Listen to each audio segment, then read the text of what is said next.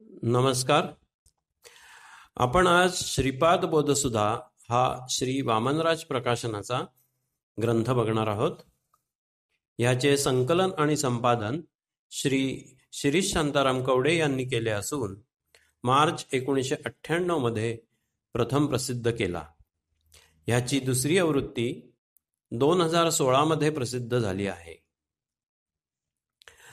परमपूज्य सद्गुरू श्री श्रीद तथा मामासाहेब देशपांडे महाराज यांच्या पंचखंडात्मक बृहच्चरित्र प्रकल्पातील पंचम खंडाचा पूर्वार्ध असलेले श्रीपाद बोधसुधा हे श्री वामनराज प्रकाशनाचे 67वे प्रकाशन आहे. ह्या प्रकल्पाचे संपादन सौ शकुंतलाताई आकटे यांनी केले आहे. ह्या पुस्तकात 12 प्रकरणे समाविष्ट केली आहेत व 3 परिशिष्टे आहेत. हा पूर्ण ग्रंथ प्रश्न व उत्तरे ह्या स्वरूपात आहे.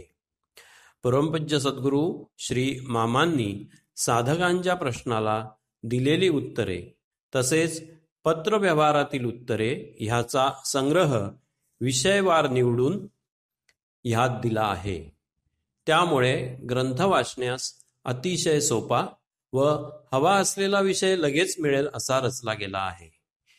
पहिल्या विभागात साधना करायची असल्यास कांदा लसूण खाणे सोडावे का, अशा एका प्रश्नाला परमपूज्य श्री मामांनी विस्तृत उत्तर दिले आहे.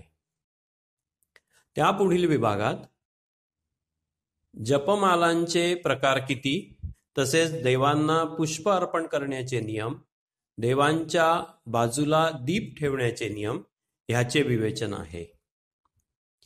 तिसऱ्या प्रकरणात कुंडलिनी शक्ती कोणत्या उपायाने जागृत होते, साधक कसा असावा आणि कसा नसावा हे सांगितले आहे. पुढे आयुर्वेद आणि आरोग्यशास्त्र ह्या विभागात अनेक बारीक सारीक आजारात काय औषधे करावी लागतात व त्याची काळजी कशी घ्यावी ह्याचे मार्गदर्शन आहे. श्री सद्गुरु तत्व आणि कृपा ह्या विभागात चमत्कार करणारे साधू थोर मानले पाहिजेत का, गुरु शिष्य संबंध कसा असावा, अल्प ज्ञानी गुरु कसे जाणावेत, अशा प्रश्नांची उत्तरे दिली आहेत. परमपूज्य सद्गुरू श्री मामांचा अधिकार सर्व क्षेत्रात अतिशय मोठा होता.